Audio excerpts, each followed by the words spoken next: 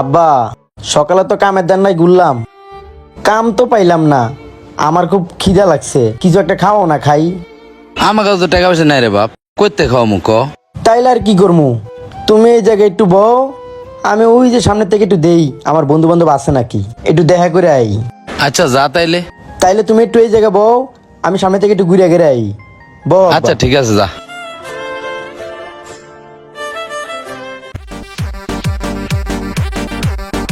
নিজে বাঁচলে বাপের নাম, আগে নিজে খাইয়া লই, তারপর বাপে চিন্তা করবো।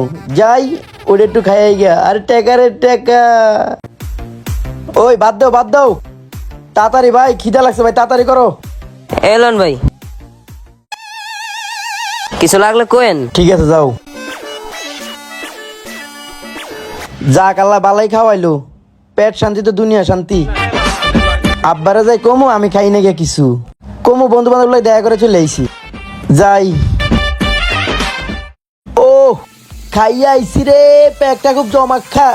আব্বার কাছে যাই দেই হ্যাঁ কি করে। ওই বাল্লে বাল্লে। আব্বা এই জায়গায় বয়ে রেছো কা, চলো বাসায় যাই গিয়া। আজকে আর খানা জুটতো না, কাম কাজে জুটতো না, চলো বাসায় যাই। কে কয় টাকা নাই? এই দেখ 500 টাকা কাম করে আইছি। সকাল থেকে পোলাটাই বন্ধু না খাই রইলো, আমারও পেটটাত খিদা।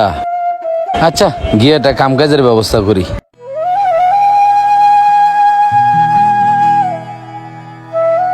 ভাই আসসালামু আলাইকুম। ওয়ালাইকুম আসসালাম। ভাই আমারে কি আপনার কাছে একটা কাম দেওয়া যায়নি? আপনি কি কাম করতে পারবেন? রডের কাম করতে পারবেন? হ্যাঁ পারমু। রড কাটতে পারবেন? পারমু। তাহলে কাটেন তো দেখি। এটা ধর।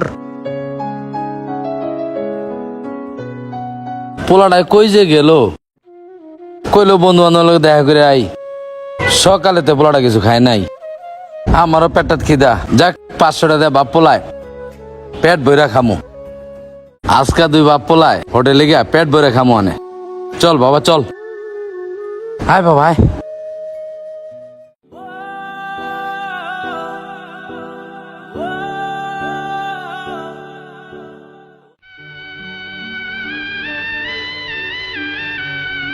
এই কে আছে?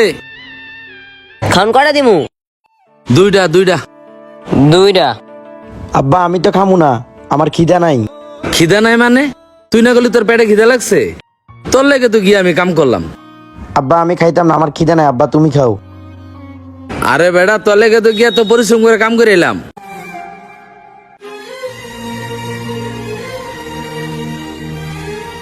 ভাই আপনি না একটু আগে খায়া গেলেন, এখন আবার খাবেন নাকি?